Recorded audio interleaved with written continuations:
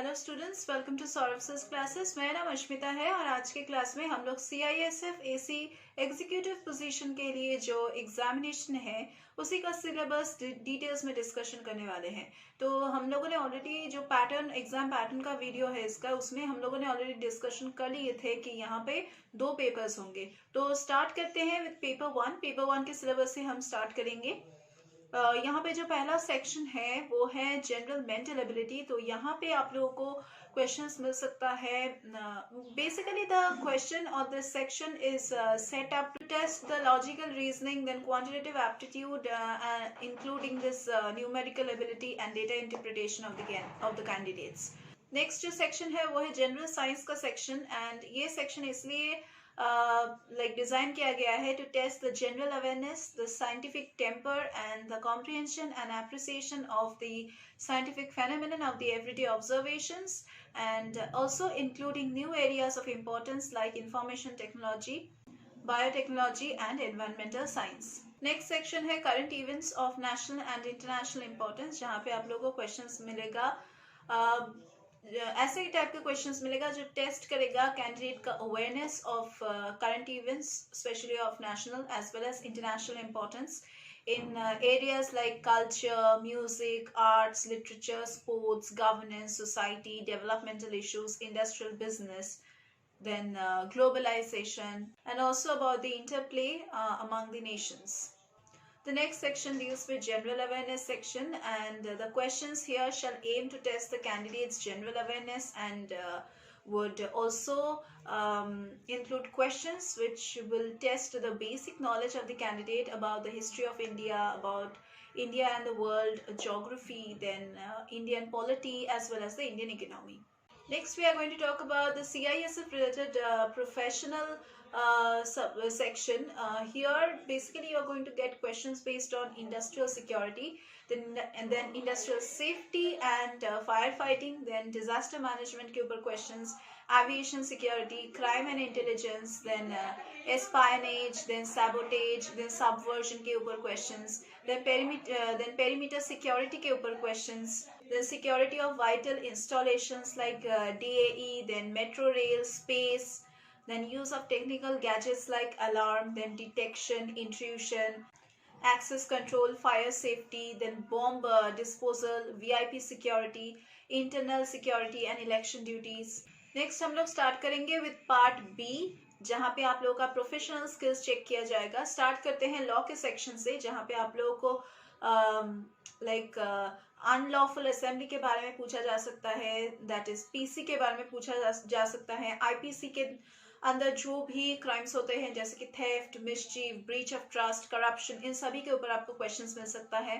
Then evidence act के ऊपर questions like about the search, seizure and collection of evidence. Then about labor laws, Industrial Disputes Act, Workmen Compensation Act, EPF Act, other criminal offenses are there. Then human rights segment is there. Section in part B deals with computer skills and awareness, जहाँ पे आप लोगों को questions मिल सकता है from computer security, basic computer operations, basic hardware and software. There is another section which is based on service rules and HR matters, जहाँ पे आप लोगों को questions मिल सकता है from CCA rules, CISF Act and rules, HR functions which are related to CISF. चलिए discuss कर लेते हैं पेपर 2 के बारे में। तो पेपर 1 में जो था वो हमने ऑलरेडी डिस्कस कर लिया है। अभी पेपर 2 के तरफ चलते हैं। पेपर 2 में भी आपको 2 पार्ट्स मिलेगा, जो है पार्ट ए जो ऐसे में डील करता है और दूसरा है पार्ट बी जो प्रेसी राइटिंग और कॉम्प्रिहेंशन के ऊपर डील करता है। तो बेसिकली पार्ट ए जो है उसमें कैंडिडेट्स को एक ऐसे लिखना है on topics which are related to modern Indian history. Then it can also be topic from geography, या फिर knowledge of security and human rights issues के ऊपर topic, या फिर freedom struggle के ऊपर topic, या फिर polity, या फिर economy, या फिर analytical ability, किसी चीज के ऊपर भी दिया जा सकता है ऐसे। दूसरा जो है वो है part B, that is precis writing and comprehension के ऊपर, जहाँ पे आप लोगों को प्रेसी राइटिंग लिखना है, फिर सिंपल ग्रामर है, कॉम्प्रिहेंशन पैसेजेस हैं, काउंटर आर्ग्यूमेंट्स के ऊपर पैसेजेस, लैंग्वेज टेस्टिंग के ऊपर पैसेज। तो यही था entire syllabus of CISF executive rank positions. तो अगर आपको अच्छे से प्रिपेयर करना है और पूरा सिलेबस बिल्कुल टाइम के अंदर ख़त्म करना है तो you need the guidance of a good mentor and a good coach, और हम सौरभ सर क्लासेस में ये मेंटोर ये कोच आपको प्रोवाइड करेंगे। हमारे यहाँ पे रेगुलर क्लासेस होता है, online offline classes, doubt clearing sessions, crash course facilities, mock test facilities. Here we provide you with solved study materials. We also solve the previous year's question papers. We solve the unsolved papers. We make you practice the sample papers. And हमारे जो study materials हैं, जो solve study materials हैं, वो आप लोगों को फ्लिपकार्ट और अमेजोन में भी मिल जाएगा, तो आप वहाँ से भी डायरेक्टली खरीद सकते हैं। और अगर आपको हमारे इंस्टीट्यूशन से डायरेक्टली बात करना है then you can call us in the number given in the description box below. नीचे दिए गए डिस्क्रिप्शन बॉक्स में जो नंबर दिए गए हैं उस पर आप कॉल कीजिए। और अगर आपके मन में कोई भी डाउट है या फिर कोई भी क्वेश्चन है regarding any kind of entrance examination या फिर any kind of competitive examination से रिलेटेड अगर आपके मन में कोई भी डाउट्स है तो आप हमें बेझिझक पूछ सकते हैं, हम आपके सभी डाउट्स को क्लियर करेंगे। अगर आपको और भी कुछ जानना है then you can log on to www.sauravsasclasses.com। ये हमारे क्लासेस का ऑफिशियल वेबसाइट है जहाँ पे आप चेक कर सकते हैं हमारे क्लासेस के बारे में, और भी डिटेल्स आप लोगों को पता चलेगा।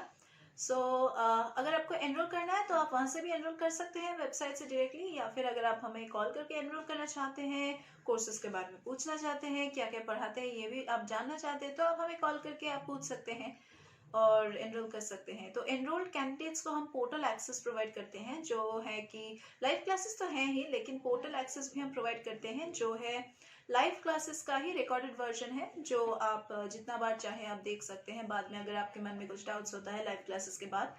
तो यही है हमारे क्लासेस के बारे में, यही सब कुछ, और यही था आज की क्लास का material. And that was all for today's class also. We are going to meet once again in our next classes.